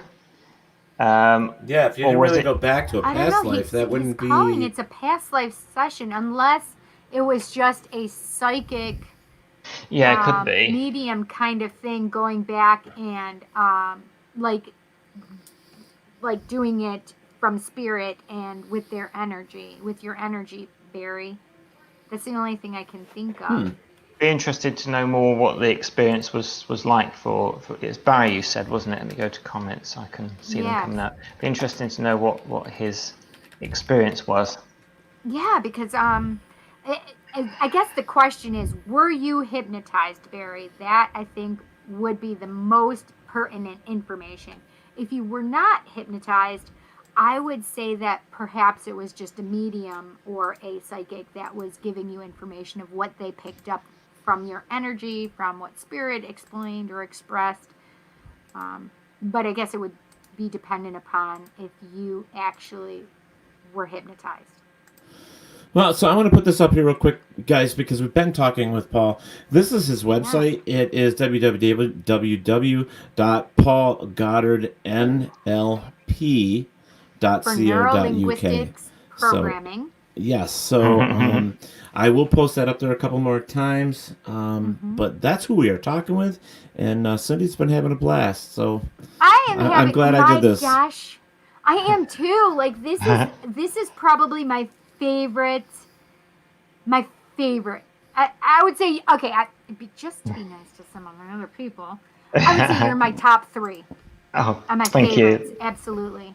This is like, if I could express to people, like, I am passionate, and I am one of those people fortunate enough to be able to live out my passions. And I have been passionate about past life regression specifically since I was in college, since Dr. Talbot expressed and explained to me about Dr. Weiss's book. I literally went out and got the book, and that was actually the first time I ever practiced a hypnotic induction on myself, because he gave you a script and you could record it. So I had it recorded on my tape player, and I have to say that my own voice freaked me out, though. I've now got used to hear my own voice, which is because I record MP3s for clients that come to me if it's just like everyday hypnosis or whatever they're using. And I like to make it sound really good. So I take out like any little background noises and mix it. So I get to hear my voice quite a lot. And it's very difficult not to go into hypnosis. You're trying to edit something for somebody. Oh my gosh, I'm not. Yes. That's hysterical. That's why I'd have to be like one and done for me, because I would be not getting anything done ever. So I've got used to my voice now, so I'm more than happy to hear it back. But I also have a YouTube channel, if that's okay, of giving out the absolutely. YouTube Oh channel. yes, absolutely. So, I was going to ask if you want to just put it in the private chat, I'll actually put it up there for you. Okay, let me find it. I can't write in the chat. I don't know if you can. The private chat. Private chat. Oh, private chat. Yes.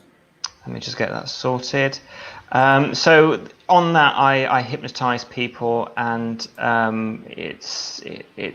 you get to see it sometimes live. Quite often, people want to just have the session with. So I'm trying to type this in as well. Just sort of have the session and then put it out after, because they're a bit nervous about it going out live.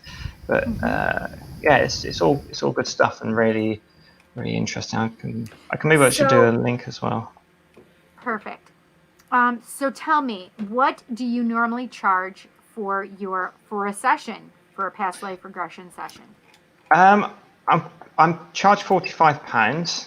and that comes with a DVD of the session that people can take home and listen to straight away, or if they're embarrassed to watch it back, they make wonderful coasters.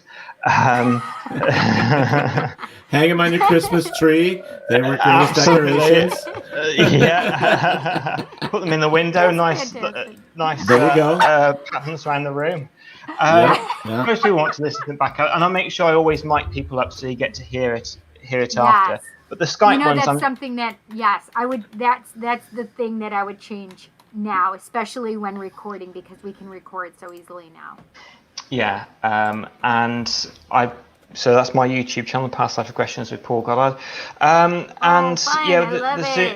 The Zoom sessions, which you can actually record them, and if they have got a microphone, I would encourage people to mic themselves up. But if they can't, it's still possible. They're £20 because I'm not getting the real fine details that I like to have with somebody when they come to me for a session. So I'm trying to sort of work it out to what it would be in dollars. But yeah, £45. So if somebody goes on Google and does the conversion, yeah. I think that would probably be around $60 US. I would. Let me tell you something. They're getting a bargain with you. Thank you. The hypnosis and NLP is £60 a session, and that's a bit more because that is the what? Which one is £60? £60 is NLP and hypnosis or hypnotherapy, because I give them exercises, I type it all out especially for them so they get to see it. So there's a lot more work that I put into to give them the goods at the end of it. Quitting smoking is £100, but they do get a free backup session, but I charge £100 because it's one of those things I want to make sure that people really, really, really want to quit smoking before they do. Otherwise people just see if it works, kind of thing. Right.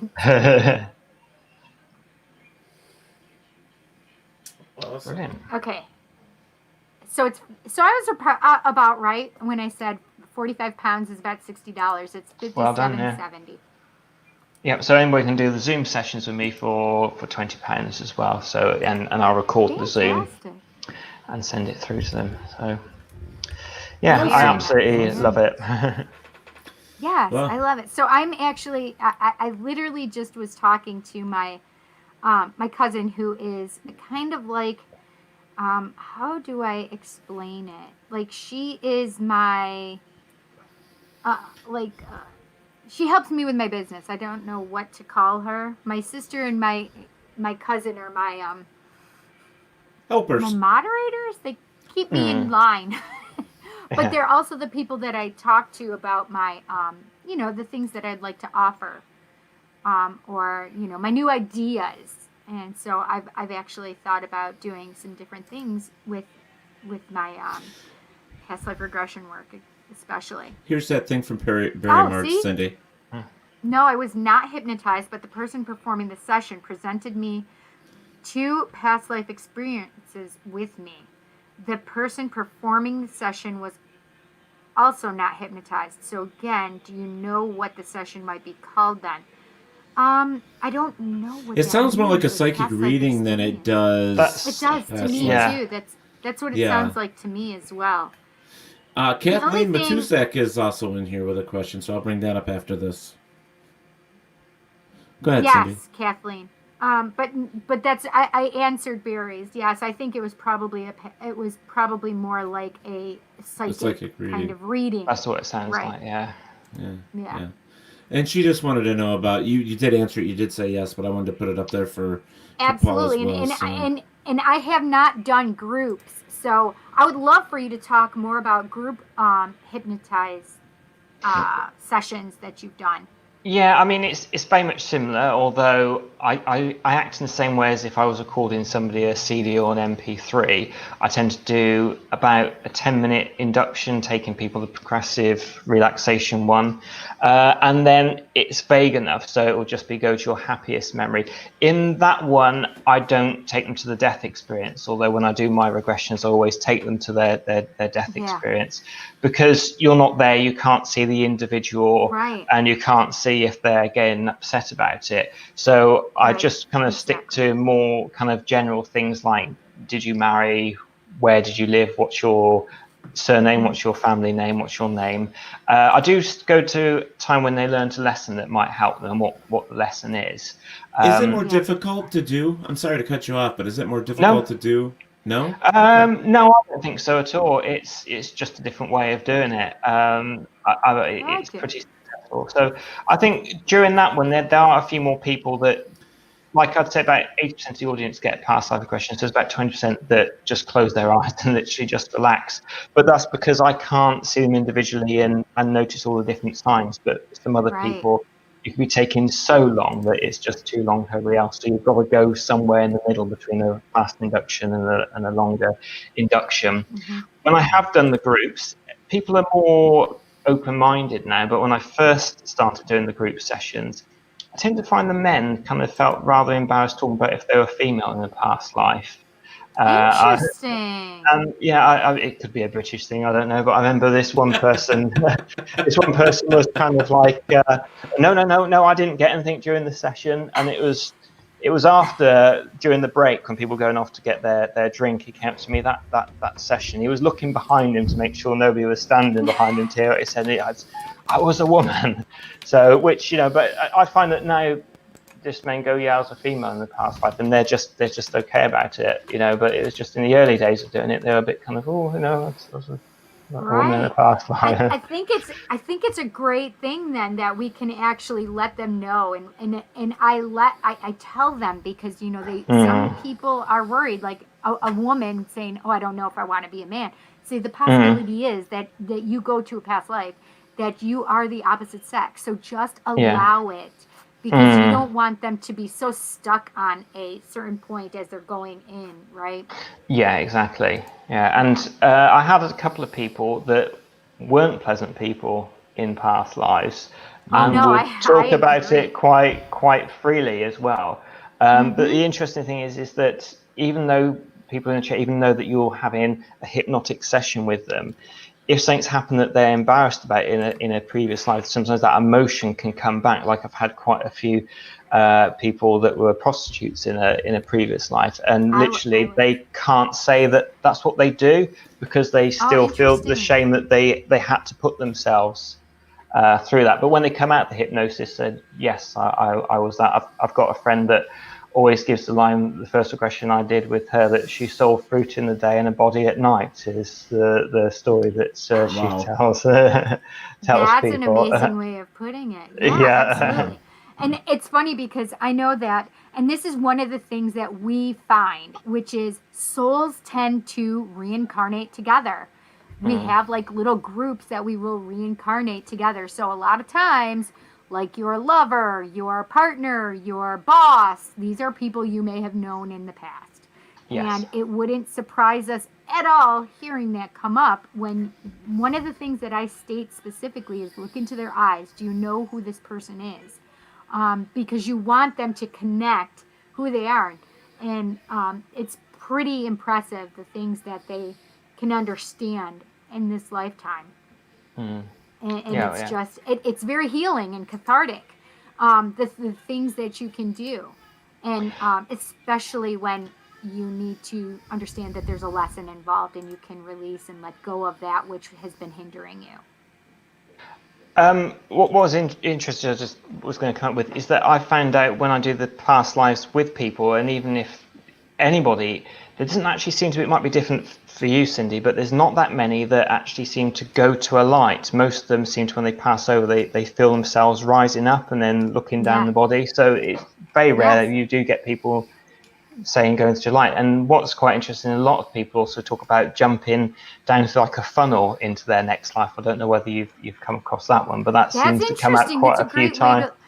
One of my favorites, I think, was my best friend in one of the lifetimes we took her to. She was a man, and she was older when she had passed, and he had made this amazing garden, and he loved his garden so much. He just stayed there for like what would be like around 70 years, human years. He just stayed in the garden. He didn't want to leave the garden. He just loved it so much. She loved it so much, right, as the man. And she, I'm like, what are you doing? Just staying in my garden. How long do you stay there? And she related how long it would be equivalent to 70 human years, because she just loved it. You know, so we make choices. We're allowed to do what we want to do. But I think one of the most important things that I particularly like to do is to take them through their death, because it's very important for them to learn what they needed to learn from that lifetime, so they can release it in this lifetime, right? And even bringing them to that in-between stage and that in-between lives state. Yeah, I always... important. So there's a question here for Paul. How often have you seen where a person was in a past life as an animal? It's only happened to me twice, actually. Most of the time it's always been human. But it has happened. It has happened. One was a whale, and somebody else was and somebody else was an ape. Now, how did they know they were a whale? That had to be interesting. I mean, how does that? Do they see themselves that way, and that's how they explain it to you, or? Well, for me, I like it that people can see their own body at their own eyes, as if they were there, that they're living it. But you know, I think that they just seem to have a sentient knowing of what they were and swimming around. The ape could certainly look down at his body, and what was quite amusing, it was actually during a live one, his body actually changed in sitting more sort of ape-like, you know, whilst he was doing the live. So that because was like on TV, on television, you see like when they portray it on TV and movies, it's like when they're seeing through their eyes, they look down and they see that their hands are different, or their legs or what they're wearing is different. So, and that's one of the things I definitely make them do. Yeah, I'm just trying to give more information to the people that are listening, and because this is also not just video, it's also out on audio, so I have to try to explain certain things sometimes that way as well, so that they understand, because they can't see it. So, Robert, being the way he is, over in Australia, or did they have an enormous for shrimp? It could possibly be that as well, Robert. Right. I think I know off the top of my head. I can say clearly. I remember one person being an animal, and it was a dog. They had been. They knew who their dog was in this lifetime, and specifically wanted to go to that part of their lifetime is who this dog was. And this dog had been a female partner of theirs in a previous lifetime. Well, I'm going to ask a question to both of you, and then I will let Paul start, and then Cindy can, because this is something that I've always been interested in. How far back can you actually take somebody in the past life regression? They need to go. Yeah, it depends. I always, because I tend to do, because you mentioned doors, there's so many different inductions you can get somebody through to a past life. Some are missed of times. I tend to do the door because they can see the corridors, and they choose a particular one they feel they go down to. And I always say, even if it's just for interest, one that you're drawn to experience this past life. But some people go right back to being hunter-gatherers. Other ones are more nearer to the time. Most people are sort of 1500s onwards. I don't get that many before that, but I've had people go right back to when you ask them what year it is, they don't know, because there wouldn't have been a concept of a year when they had when they were alive. So one of the things that I made a mistake of in my early days, and I had regressed my sister. And one of the things that I didn't think about was language and how we express things. Because she said they took my baby, and I said, "Wait, they gave you an abortion?" And it confused her, and it very much. She was very upset about the word and not understanding the word, and I had to calm her down, and so I repeated, "They took the baby without your permission," so I had to clarify it that way, because in the 1800s they didn't have a word called abortion, right? No. And so that was crazy that I hadn't thought about things like that. So you have to be very cognizant about the words that we're using. It's also important as well, you don't lead the client during a regression session. So if somebody is in the field, say they're in the First World War and they've been shot, and it looks like in the regression that is the moment they're going to die, you just keep asking them to move forward, because things can happen that they are actually saved and they do go on living like many years later, rather than sort of assuming it. But the very few times, and I did it more in the early days and still now, just I catch myself, if you do say something wrong and it doesn't quite make sense, quite often people will correct you. They go, no, it's this way. So it does seem like when they're in that state that you're not sort of influencing them. But I always make sure that I'm very careful what I say to induce hypnotic trance, because I hear a lot of hypnotists say things like, and you know, each person has a different style, but they say what you'll experience you have not read in the book, you have not seen in the film, you have not heard about in school. It's a little bit like if I say to you, whatever you do, don't think of a pink elephant right now, just don't think of it, don't think of a pink elephant, you're going to be thinking of a pink elephant. So that's why I just make sure. went to my bedroom and thought of my pink elephant that's on my bed right now. He's stuffed animal.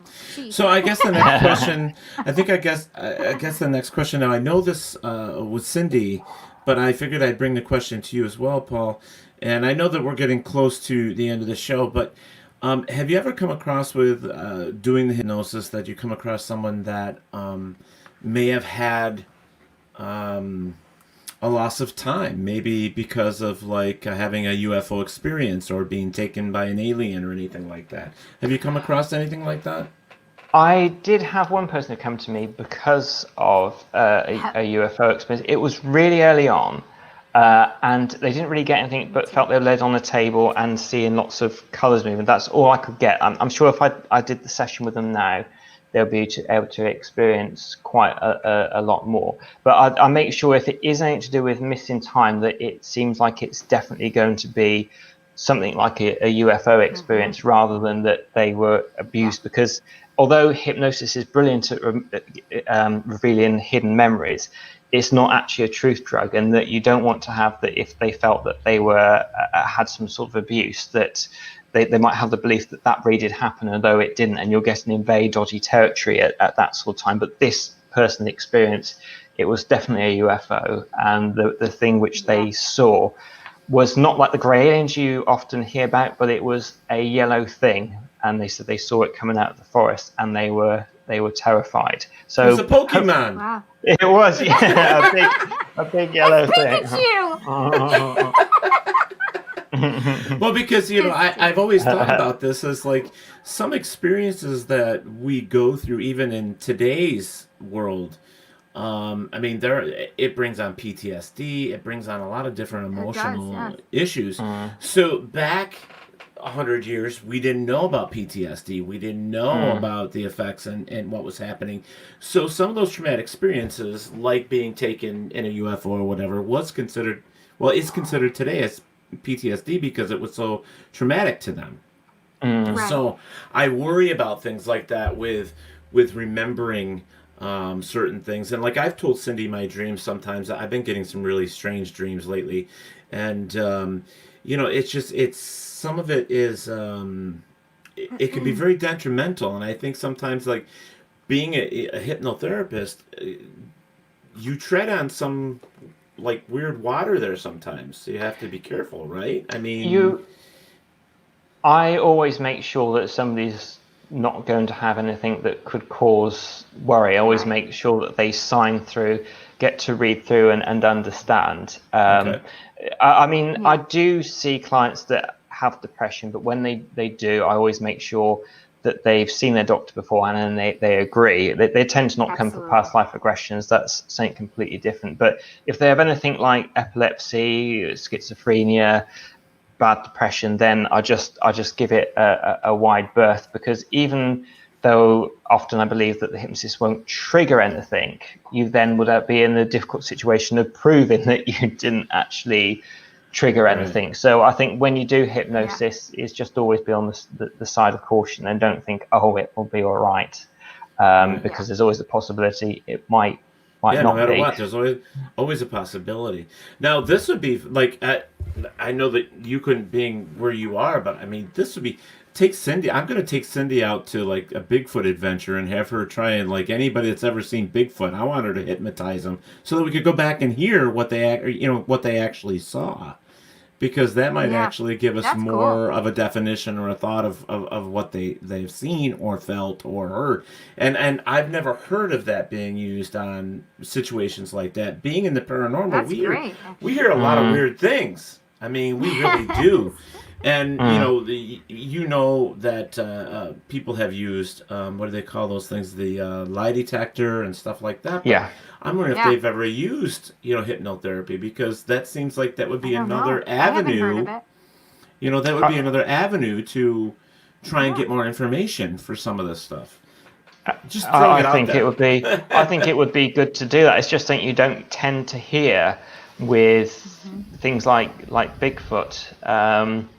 I've kind of lightly hypnotized myself because when I was a child on a clifftop walk on a family holiday, I saw a panther. So I've gone back to see what that was like. So so I think they should use it. And as you'd be going with Cindy, I would love to hear what they come up with and see if there is anything missing. Well, we'll bring you with us. You can go with us. Yeah, please. I will come along, definitely. That would be a great adventure. So much fun. Yeah. Yes. So I have a question. So how long do your sessions usually last? For past life regression, about an hour. I mean, when I was starting off, I had a DVD recorder, so it would last about an hour, and that's about right for somebody. If it's other sessions and it's not past life regression, I will stop when I feel it's right for the client. I'm not somebody who's a clock watcher, because you hear a lot of people that do like hypnotherapy for an hour and go, you're really getting somewhere. Right, that's it. It's time to go now. If I really feel like they're getting somewhere, I will go that extra half hour, sometimes 2 hours. Because I've got a nice space at home that I use for clients, so you're not paying out for a room. So if somebody just needs that bit longer, then I can find that time for them. So cool. Mine usually, I will tell my clients that it's 2 to 3 hours. But it's $150 for past life regression for me. But it's 2 to 3 hours, and it's really we try to go through as much as we can to get to that root cause, right? Yeah, absolutely. I think that you need to do stuff like that. As a lot of the people that come to me are literally just want to do it because they're just fascinated by it. That tends to be the most people coming through. And that is probably. That would be nice for those 1 hour sessions and stuff. I definitely would think about that too, because we think about things differently, right? I like that. This has been a really good show. I've really enjoyed this, and I'm sure that everybody in the watch parties have as well. Yes. Like I said, we've been sitting here talking with Paul Goddard, so please look him up on his website, paulgoddardnlp.co.uk. Check it out. He also has a YouTube page, which is a YouTube Past Life Regression with Paul Goddard, and I love it. And I wish we had more time, but it's been great. It is 3 o'clock in the morning, just about. That is true. So we've been talking about past life regressions, hypnotherapy, and everything that comes with it. We've actually had a really good show tonight. That I would love to bring you back again, Paul, so that we could talk some more. I would love to come back. Thank you. Yeah, and this would be great for me. So, Paul, do you have any other social media where they could get a hold of you that you'd like to talk about? Yeah, I've got Instagram, which is Paul Goddard, Past Life Regressions. I've got Paul Goddard NLP and Hypnotherapy on Instagram, and I've got the same names, Paul Goddard NLP and Hypnotherapy on Facebook, and Paul Goddard Past Life Regressions on Facebook as well. I've got 2 other YouTube channels. One's Paul Goddard NLP and Hypnotherapy, and I've also got just Paul Goddard, and that is just a completely random, just all sorts of bits and pieces, old VHS tapes, little holidays and little interesting places I've traveled to. So that's just like, it's got nothing to do with any of the work that I do, but just a fun channel for everyone to just enjoy and dip into all sorts of different things. Right. No, Yes, that's cool. amazing. I have enjoyed you so much. This is like so much fun for me. Like, Oh, I am thank you. so And passionate. I've really enjoyed it. It's gone so quick, and it seriously doesn't feel like 3:00 in the morning. Oh, yeah. Well, that's her energy. Well, it doesn't I for us can't, either. you know, I Absolutely. can't. All right, guys. I was trying to give you some good energy over there for you, Paul. So, 'cause I Thank know you. it's It super certainly late. worked. It certainly worked. Okay, so real quick, guys, Perfect. before we get out of here, Cindy, what do you got coming up this week? What do I have coming up? You guys Taco know you Tuesday. can always find me. Taco Taco Tuesday. No. Teddy calls it Taco Tuesday. It is Tarot Tuesday for me. I'm live at 7 p.m. Eastern Standard Time. And I will be doing that tomorrow. It's Tuesday. You can find me on Facebook, Psychic Cindy, and TikTok, Psychic Cindy. I don't have much there yet, but Really? we're TikTok? working on it. Really? TikTok? Yeah. Instagram. I'm going to do some of those fun ones with my daughter. We're going to do some fun ones. Mom and I want daughter to see ones. those. I want to see those. Yes. Instagram and YouTube is The Psychic Cindy, and also thepsychiccindy.com is my website. It needs work. We're working on it. We're making it good. And then Thursday is my podcast, Just Cindy. If you ask me what it's about, I don't know yet. It's not Thursday. That's terrible. It's terrible, but I'll figure it out. That's right. So, yes. Everything here, like, guys, you know, we have plenty of shows. We've got some new shows coming up here in the next month that you guys will certainly be excited about. I just want to say real quick that tomorrow night in Talk with Teddy, we are talking with some firemen about the fire agencies and how now fire agencies are going to paid services because people aren't volunteering like they used to anymore. No, and that's absolutely true. We've had a fire station just here a couple towns over that had to get rid of one of the fire stations. Because, yeah, they have to go paid because there's not enough volunteers. So we're going to have a fun conversation there. Thursday night, though, after Just Cindy will be joining me.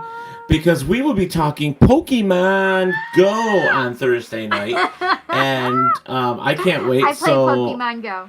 Yeah, so we're gonna talk about why adults like this game, and because we're fun. Because we're fun. So and Paul froze again. That's okay, but it's been a wonderful evening here, and thank you so much everybody for stopping in and joining me and Cindy. We love you guys. We've always enjoyed you guys here with us. We always will. This is our baby. We love doing this. And Robert White's like, TikTok is her tactic. There you go. So that's right. I have a couple videos up there, and I've just done 2 of them. So there you go. One is if my teeth were white or if they were yellow, and the other one was just a fun little thing that I just came up with as I was waking up that morning. That's funny. So guys, thank you so much for joining us here. As like I always say, thank you so much, and we will see you next. We want to keep monsters in our pockets. There you go. For Pokemon Go. There you go. So Thursday night on Talk with Teddy is Pokemon Go. So Cindy, do you know what time it is? I know what time it is, Teddy. Paul Goddard, awesome. Thank you so much. You were awesome. Paul, I'm so happy awesome. We will contact you. We'll get you back on the show. Thank you so much. Absolutely. So, guys, don't forget this. Wherever there is darkness, there is always the light. Thank you for listening to Paratalk Radio with Ted Wolf and Psychic Cindy. Catch us next Monday for another fantastic guest. Please check out our show as well as others on the WLFE DB Radio Network. And remember, like, follow, and share with everyone. Join us at WLFE-DB.com for upcoming shows and so much more. Brown, Anna.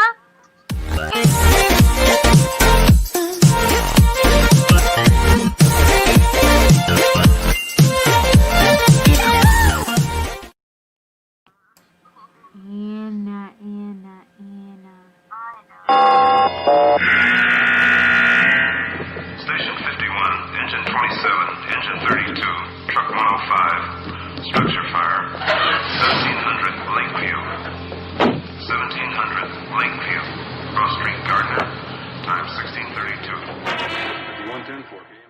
Hello, folks. This is Ted from Talk with Teddy. Tomorrow night, the 15th, we're going to be talking with some firemen about being a fireman. We're also going to be talking about volunteer services versus being a paid fireman. So we're going to find out about the education, what it takes to be a fireman, and why volunteer service is low, why people aren't volunteering anymore, and what their ideas of that reason is. So please tune in tomorrow night at 10 o'clock right here on WLFE-DB.com or Facebook.com/TalkWithTeddyNY or Facebook.com/WLFE-DB Radio.